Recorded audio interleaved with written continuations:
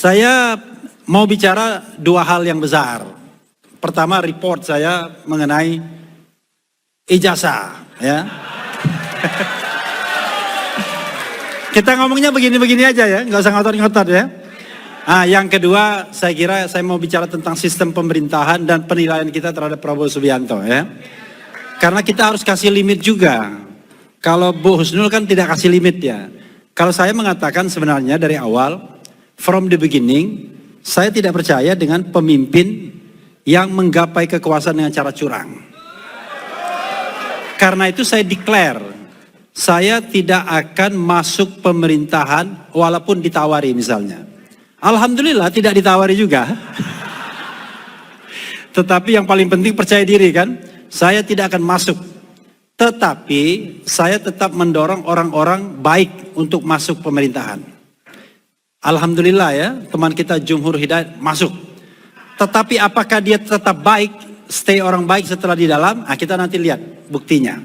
Karena kadang-kadang begitu di luar baiknya minta ampun, begitu di dalam ternyata bagian juga dari sebuah sistem yang korup. Ini tantangan bagi kita ya. Karena itu bagian dari rekomendasi nanti. Apakah kita memberikan waktu pada pemerintahan Prabowo atau kita sudah harus bersikap? Oke. Saya mau report dulu mengenai ijazah palsu ya. Ijazah asli atau palsu? Saya ada pantun. Pantunnya adalah nanti bilang cakep ya. Bocil-bocil main tali. Main talinya dengan sapu lidi. Aku kira ijazahnya asli. Ternyata punyanya Mukidi. Selamat datang Pak Amin Rais. Ada salam dari Teddy Indrawijaya Pak.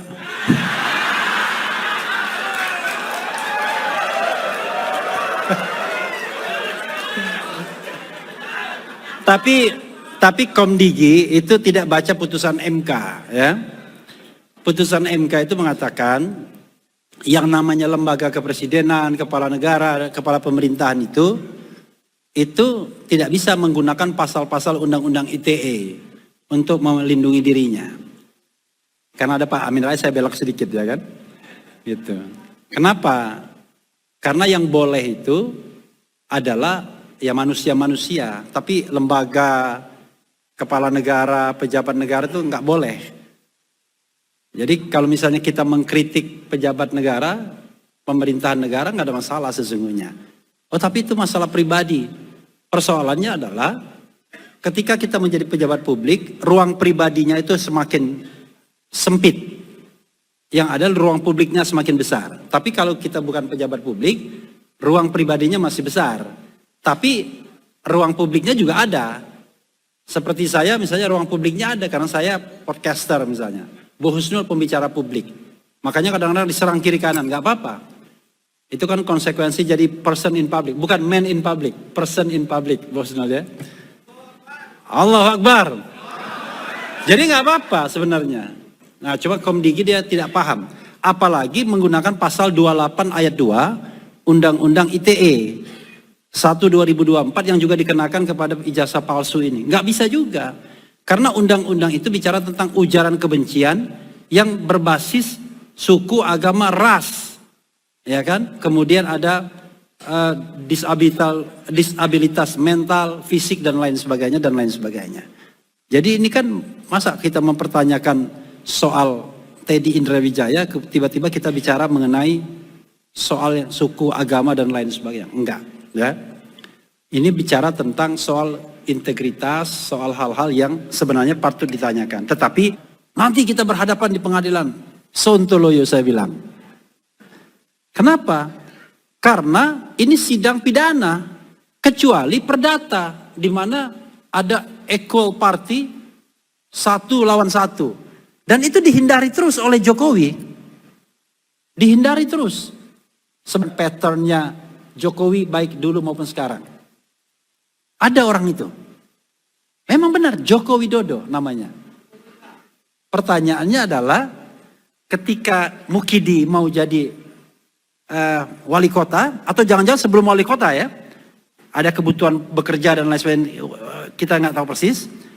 Kemudian Bisa jadi kemudian ijazah itulah yang dipakai. Tapi persoalannya adalah, ini kan ijazah sarjana muda. Ini sekali lagi hipotesis ini ya. Ini ijazah sarjana muda. Bagaimana kemudian kalau saya pengen jadi insinyur misalnya, maka harus ada spesimen yang ijazah penuh. Maka spesimen ijazah penuh dipakai sebagai landasannya, tapi fotonya menggunakan foto yang ada ini. Karena mencari foto masa lalu emang gampang. Ada nggak kira-kira yang sarjananya tahun 85 dan kita punya pas fotonya masih sekarang? Nggak ada. Saya pun nggak bisa lagi mendapatkan pas foto dari tahun itu misalnya. Gitu. Nah, karena itu bisa jadi yang terjadi adalah ada Joko Widodo yang sarjana muda yang fotonya dipakai. Tapi ada Hari Mulyono yang sarjana penuh, yang spesimennya bisa dipakai. Maka plek. Lalu Roy Suryo dengan Ella, error level analysis mengatakan bahwa spesimen ijazah ini ruwet, nggak bisa kebaca lagi karena terlalu banyak editing dan lain sebagainya. Nah yang itu kan bisa sebenarnya kita lakukan penelitian secara bersama-sama terbuka sebagai sebuah fora ilmiah. Tapi kan selalu dihindari kan. Mungkin Ketua Umum Partai Umat bisa membantu. Karena saya mendapatkan pesan dari Dr. Tifa, sekaligus saya ungkapkan di sini, bersediakah Adinda Ridho Hamadi menggantikan Rismon Sianipar sebagai pakar digital forensik atau AI, apapun itu, untuk mengadakan penelitian yang bisa menguatkan dua orang ini kembali. Yakin saya tidak akan dijadikan tersangka, saya jaminannya. Karena itu kan hanya berdasarkan laporan Jokowi per 30 April 2025. Jadi kejadiannya ke belakang. Ke depan nggak akan ditersangkakan lagi. Kecuali kalau Mukidi iseng lagi ya.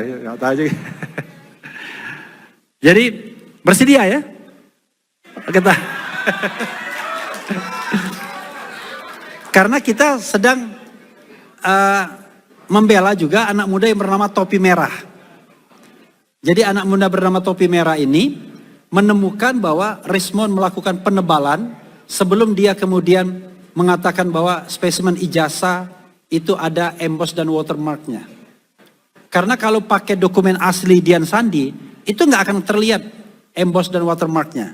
Tapi begitu dia lakukan penebalan, lakukan edit dia bilang, maka emboss dan watermark terlihat. Setelah itulah baru dia lakukan apalah istilah-istilah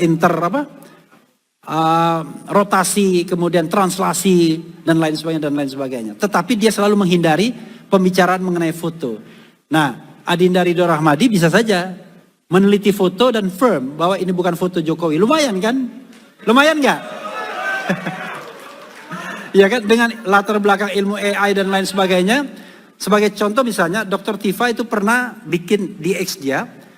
Kalau misalnya orang ini dengan AI dijadikan 53 tahun, yang foto yang berkumis dan lain sebagainya itu, dijadikan 53 tahun dan kemudian dipakai baju presiden, maka wajahnya jauh lebih ganteng dibandingkan presiden yang Jokowi.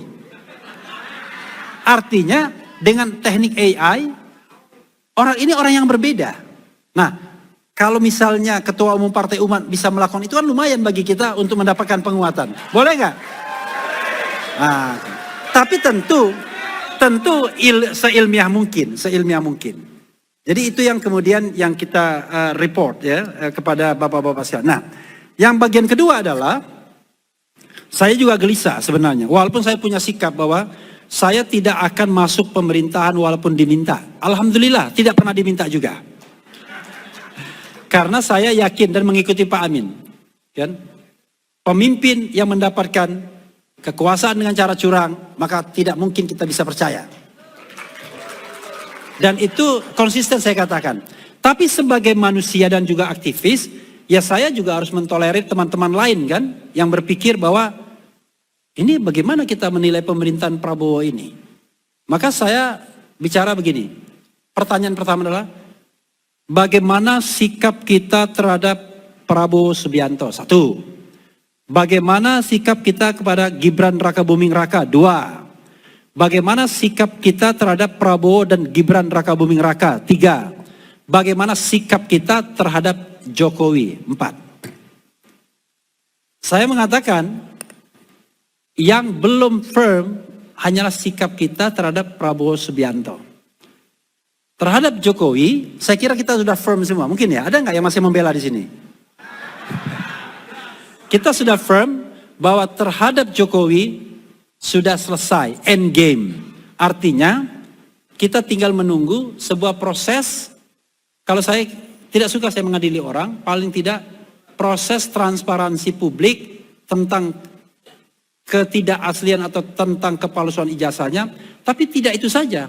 Tentang latar belakang siapa itu Jokowi. Who Jokowi is. Itu yang paling penting sesungguhnya. Sebagian kita barangkali sudah berimajinasi. Jangan-jangan ini orang yang gak jelas sesungguhnya dari mana. Jadi kalau kita bicara kuliah di Fakultas Kehutanan UGM, jangan-jangan tidak pernah ada yang namanya mahasiswa bernama Mulyono. Ada lagi namanya, Purwoko. Yang ada adalah Joko Widodo. Ya. Tapi Joko Widodo itu jangan-jangan nama yang dipakai kemudian. Sebagai the President of Indonesia. Kan bisa aja begitu. Nah karena itu saya pernah berkali-kali mengatakan bentuk independent fact finding team. Jadi tim pencari fakta independen untuk tidak hanya bicara tentang ijazah palsu, tapi bicara tentang bagaimana latar belakang ini orang sesungguhnya. Buat apa? For what? Kita menegakkan sistem integritas nasional. Terlalu mudah bangsa kita diintervensi oleh hal-hal seperti itu sampai put somebody to become the President of Republik Indonesia. Kan kacau ya kan? Didukung pula oleh Refli Harun pada waktu itu. Berhadapan dengan Bu Husnul, ya kan? Tapi Pak Amin belum datang tadi. Pak, kita sama sesungguhnya, berdosa semua. Pak Amin pernah mendukung Prabowo Subianto. Wah, sampai pakai begini-gini kan. Saya mendukung Jokowi, alhamdulillah. Semua pilihan yang keliru. Tapi gara-gara presidensial threshold, kan gak ada pilihan kan. Saya 5 kali mengajukan presidensial threshold, alhamdulillah ditolak terus. Tapi begitu perhelatan pemilu Pilpres 2024 selesai, ada civil society yang mengajukan cetro atau apa, bukan cetro, Perludem, diterima dengan mudahnya, bukan Perludem atau siapa. Tapi pasca Pilpres, ya kan? Saya bilang sontolo UMK ini ya kan. Sudah 20-an kali minta presidensial dihapus, ternyata tidak bisa. Jadi coba kita minta sama Presiden Prabowo bentuk yang namanya tim independen itu. Untuk menelusuri siapa sesungguhnya dia. Jauh lebih dahsyat jangan-jangan. Jadi jangan remehkan ijazah palsu as an entry point. Ini cuma entry point saja, tapi jangan-jangan kita menemukan hal yang justru luar biasa. Bahwa negara ini kecolongan yang luar biasa. Bisa put somebody to become the president oleh kekuatan-kekuatan yang kita tidak tahu. Misal, ini misal kan baru hipotesa. Oke, pertanyaan kedua tadi adalah kita sudah selesai dengan mantan Presiden Jokowi. Dengan Gibran pun saya sudah selesai. Bahwa dia pantas untuk di-impeach. Impeachable. Setuju pemakzulan Gibran? Setuju pemakzulan Gibran? Allahu Akbar. Jadi harus dimakzulkan, bukan karena saya sentimen, karena berdasarkan 3 kriteria utama untuk memakzulkan itu tercapai semua. Kriteria pertama adalah melakukan pelanggaran hukum berat berupa pengkhianatan terhadap negara, suap, korupsi, dan tindak pidana berat lainnya. Tindak pidana berat lainnya itu adalah pertama, tindak pidana berat lainnya itu adalah yang ancaman hukumannya 5 tahun atau lebih. Oke. Yang kedua, melakukan perbuatan tercela. 2. Yang ketiga, tidak lagi memenuhi syarat sebagai presiden dan atau wakil presiden. Sekarang kita masukkan Gibran case dalam 3 hal tersebut. Kira-kira mana yang masuk? Kalau saya masukkan Fufu Fafa, ya kan? Ada lagunya tuh. Rasa lezat, rasa cemas, hidup berat, dunia gelap, Fufu Fafa, makzulkan saja. Jadi kalau kita masukkan ke situ, ya, syarat apa yang bisa memenuhinya? Fufu Fafa. Oh, Fufu Fafa itu kan sebelum dia menjadi wakil presiden, the vice president. Gak bisa dong kita mempermasalahkannya lagi. Oh, betul. Tetapi ketika Anda tidak ngaku, ketika sudah menjadi the vice president, Anda mengatakan takon sing duwe. Ketika ditanya, Fufu Fafa punya siapa? Takon sing duwe. Maka dia sudah melakukan yang namanya kebohongan publik. Perbuatan tercela itu kan sesungguhnya. Karena isi Fufu Fafa itu seremnya minta ampun. Pernah lihat postingan Fufu Fafa? Mulai dari masalah seks, masalah ngatain orang, wajahnya jelek kata orang ini. Ada yang gelundung kemana dan lain sebagainya. Soal gay dan lain sebagainya. Semua. Seperti sampah masuk semua. Dan itu dia tidak akui. Coba kalau dia akui. Oh ya, saya mohon maaf itu ketika kita masih ada persaingan politik dan lain sebagainya. Itu tidak impeachable karena memang dia lakukan pada waktu sebelum menjadi the vice president. Tapi begitu dia sudah sampai wakil presiden dan mengatakan takon sing duwe, berarti dia menolak bahwa itu adalah dia. Nah, itu bisa entry point. Kan sebenarnya kecanggihan kita dalam mengolah isu sesungguhnya. Tetapi itu justified untuk dikatakan sebagai dia melakukan perbuatan tercela. Itu satu. Oke. Yang kedua adalah tidak lagi memenuhi syarat sebagai presiden dan atau wakil presiden. Kira-kira tercapai nggak usulan impeachment itu? Tercapai. Tanya kepada siapa? Tanya kepada Roy Suryo. Yang sudah datang ke Sydney untuk menelisik apakah Gibran pernah tamat SMA atau enggak. Alhamdulillah, enggak pernah tamat SMA. Minimum requirement untuk menjadi seorang presiden dan wakil presiden adalah punya ijazah SMA. Gibran tak punya. Yang ada adalah keterangan bahwa dia sudah menyelesaikan grade 12 UTS, University Technologies of Sydney, di grade 12, dan itu setara dengan SMK kemampuan di bidang manajemen dan keuangan atau apa. Saya tanya, surat keterangan bahwa dia punya kemampuan setara, itu ijazah bukan? Pasti bukan ijazah, itu perasaan itu. Kenapa saya katakan perasaan? Kan kata-katanya punya kemampuan setara, itu kan penilaian sudah. Tapi kalau misalnya dokumen ini diterjemahkan dan ini adalah setara dengan ijazah, beda. Ini punya kemampuan, dibilang. Dapat impeachmentnya. Nah berikutnya adalah bagaimana dengan melakukan kejahatan berat. Kira-kira memenuhi nggak? Memenuhi nggak? Saya nggak mau ngomong karena nanti kena saya dilaporkan. Tetapi ada satu clue yang konon masih dilakukan terus. Biar Pak Amin yang mengatakannya nanti. Dan itu ancaman hukumannya, ya kan? Itu bisa, bahkan kalau dia provider, bisa sampai hukuman mati dan lain sebagainya. Ya kan? Paham kan apa yang saya maksudkan? Itu. Tapi saya tidak sebutkan loh. Tapi kan kita bicara tentang integritas nasional. Sama seperti pembicaraan tentang Teddy tadi sesungguhnya kan? Masalahnya tidak ada orang yang membicarakannya. Nah, sekarang kita bicarakan ini bukan untuk menuding dan menuduh, tetapi untuk bagaimana menegakkan sistem integritas nasional agar kemudian bangsa ini kuat, solid, pemimpinnya pemimpin yang kredibel. Kalau Anda membaca putusan 90 itu, waduh,